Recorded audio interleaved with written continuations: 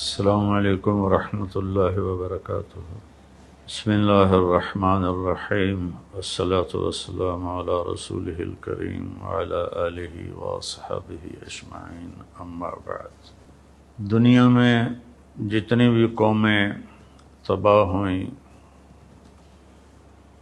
اس کا سبب ان کی معاشی تنگی، اسباب کی قلت یہ نہیں تھا۔ قرآن کہتا ہے ہر قوم اس وقت تباہ ہوئی جب وہ بے عمل ہوئے، بد عمل ہوئے، بد اخلاق ہوئے، تو اللہ تعالیٰ نے ان کو پکڑا، اور وہ قومیں اس وقت اپنے عروج پر تھیں۔ میرے محترم پاکستانی بھائیوں، بہنوں، بچوں، اس وقت جو واقعہ ہوا ہے ہماری بد اخلاقی اور پستی کی انتہا ہے۔ اس سے آگے بڑھ کر کوئی پستی نہیں، اس سے آگے بڑھ کر کوئی بے حیائی، بد اخلاقی نہیں۔ مجھے سمجھ میں نہیں آ رہا کہ میں اس کی مذمت کے لیے الفاظ کیا استعمال کروں، اور قوم کی اخلاقی پستی کے لیے کون سا نوحہ لکھوں، کون سا مرثیہ بیان کروں کہ ہم ہر لحاظ سے اخلاقی طور پر کتنے پست ہو چکے ہیں۔ ہمارے بھی زوال کا سبب اسباب کی کمی نہیں ہے، ہم نیوکلیئر پاور ہیں۔ ہماری پوری امت کی پستی کا سبب صرف بد اخلاقی، بے حیائی، نافرمانی۔ تو جب عروج آتا ہے تو وہ صفات پہ آتا ہے، جو زوال آتا ہے وہ بد اخلاقی اور اعمال کی پستی پر آتا ہے۔ یہ اتنا شرمناک واقعہ ہے کہ میری زبان لڑکھڑا رہی ہے بولتے ہوئے۔ اس کی جتنی بھی مذمت کی جائے کم ہے۔ میری گزارش ہے حکومت کے اداروں سے کہ ان کو قانون میں جو سخت سے سخت سزا ہو سکتی ہے وہ دی جائے، اور میں حکومت پاکستان سے گزارش کروں گا کہ اللہ کے واسطے عدلیہ اور قانون اس کا اعادہ کریں، اس کو بدلیں۔ ہمارا قانون 150 سال جو انگریز بنا کر گیا تھا وہی چل رہا ہے۔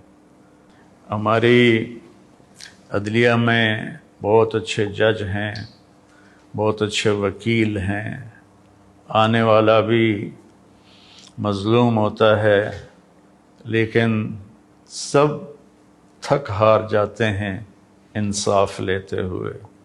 تو میں حکومت پاکستان سے یہ درخواست کروں گا کہ اللہ کے واسطے اس قانون پر غور کریں، اور اس پر ساری جو ہماری پارلیمنٹ ہے اس کا تو کام ہی ہوتا ہے قانون سازی، لیکن وہ آپس میں ہی لڑتے رہتے ہیں۔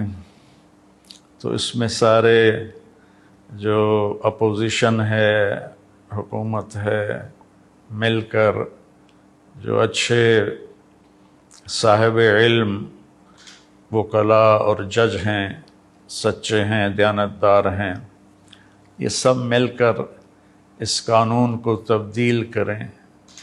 یہ خود ایک ظلم ہے جو عدالتوں میں ہو رہا ہے۔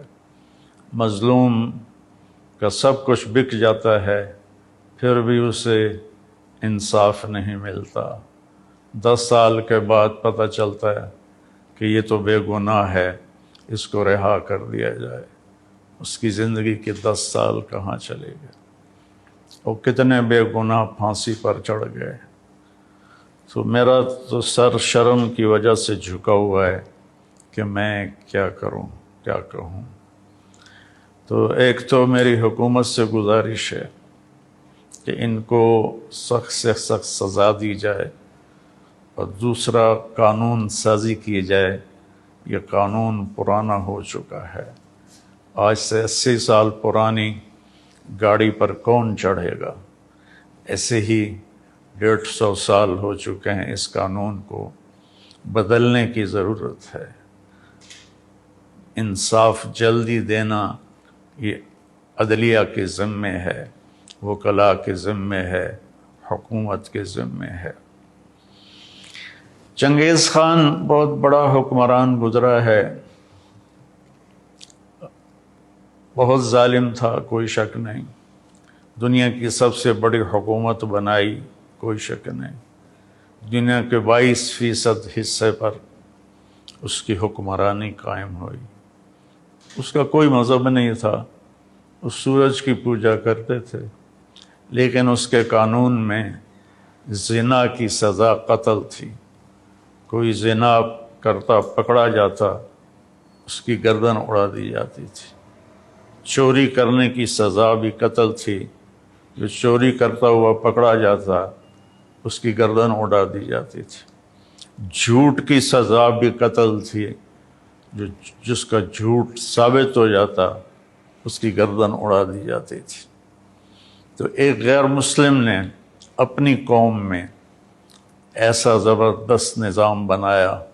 ہم تو ملت اسلام ہیں، اور یہ ایک واقعہ ہائی لائٹ ہو گیا. ایسے واقعات روزانہ ہو رہے ہیں.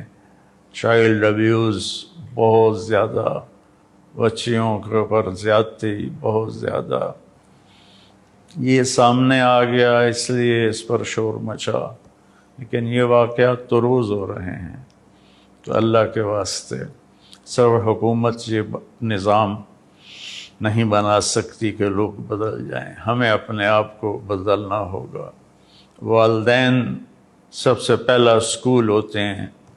وہ بچوں کی تربیت سے غافل ہیں، بس اسکول جائیں اور پڑھائی کریں، پھر آپ واپس آئیں، ٹیوشن پڑھیں، اور بس پھر کھانا کھائیں اور سو جائیں. آگے ہمارے اسکول صرف کاروباری ادارے ہیں، تربیت ساز نہیں ہیں. ہمارے کالجز میں لڑکے لڑکیاں اکٹھے پڑھتے ہیں. جب پیٹرول اور آگ اکٹھا ہوگا تو پھر آگ نہ لگے، یہ کیسے ہوگا؟ کو ایجوکیشن، مخلوط تعلیم، اس نے بے حیائی کو پروموٹ کیا ہے، اس میں کوئی شک نہیں ہے. میں خود کالج لائف گزار کے اللہ کے راستے کی طرف آیا، تو اس وقت میں اور آج اس کو 50 سال گزر چکے ہیں. میرا دکھ درد ہے بھائیوں بہنوں. اپنے بچوں کی بچیوں کی تربیت کرو، حفاظت کرو. اور اللہ کے نبی کا فرمان ہے رات کو اکیلے کوئی سفر نہ کرے. عجب میرے نبی کا فرمان کہ کوئی مرد بھی ہے تو رات کو اکیلے سفر نہ کرے. اور میں سب والدین سے کہتا ہوں اپنے بچوں کے اخلاق پر نظر رکھیں. اسکول والے کالج والوں سے کہتا ہوں کہ بچے بچیوں کو اخلاق کا سبق دیں. علماء سے کہتا ہوں کہ فرقہ واریت کے بیان اور نفرت انگیز بیان چھوڑ کر ہر مسلک کے علماء وہ اچھے اخلاق، حیا، پاک دامنی کے خطبات اپنے ممبر سے بولیں اور قرآن کو بیان کریں اور سیرت کو بیان کریں. اپنا اپنا مسلک اپنے مدرسوں میں پڑھائیں، لیکن ممبر پر بیٹھیں تو قرآن کو بیان کریں اور اللہ کے نبی کی سیرت کو بیان کریں. ہمارا میڈیا ہے وہ اس میں بڑا کام کر سکتا ہے کہ قرآن کے تفسیر کو، نبی پاک کی سیرت کو وہ مختلف پروگراموں میں بیان کریں تو اس کا بہت بڑا اثر پڑے گا۔ بہرحال رونے کے سوا اور کچھ بھی نہیں ہے کہ میں کیا کروں۔ اس واقعے کی مذمت کرنے کے لیے الفاظ ہی کوئی نہیں ہے۔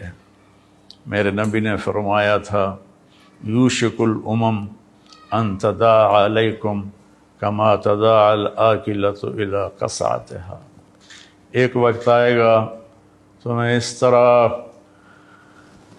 کھایا جائے گا جیسے روٹی کھائی جاتی ہے اور ہضم ہو جاتی ہے اور اس کے ٹکڑے ٹکڑے کر دیے جاتے ہیں۔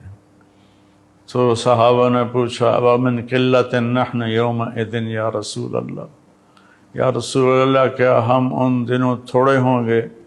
آپ نے فرمایا لا بل انتم یومئذ کثیر، تم بہت بڑی تعداد میں ہوگے، ولیکنکم غثاء کغثاء السیل، تم بہتے پانی پر جو کوڑا کرکٹ ہوتا ہے تمہاری وہ حیثیت ہوگی۔ تو کیا خوبصورت تشبیہ دی کہ کثرت ہوگی لیکن اخلاق نہیں ہوں گے، حیا نہیں ہوگا، پاک دامنی نہیں ہوگی، سچائی نہیں ہوگی، جیسے کوڑا کرکٹ پانی میں بہہ کے پتہ نہیں کہاں چلا جاتا ہے، ایسے ہی تم اپنی اخلاقی پستی کی وجہ سے تباہ و برباد ہو جاؤ گے۔ تو بھائیو بہنوں، کوئی حکومت ایسی نہیں ہے جو سچ کو نافذ کر دے، پاک دامنی کو نافذ کر دے۔ یہ انفرادی ذاتی معاملہ ہے۔ ہم خود اپنی زندگی میں حیا، پاک دامنی، سچائی، رزق حلال، دیانتداری، پردہ، مستورات سے کہتا ہوں پردے کو رواج دیں۔ اللہ تعالیٰ نے اس میں بڑی حکمتیں رکھی ہیں۔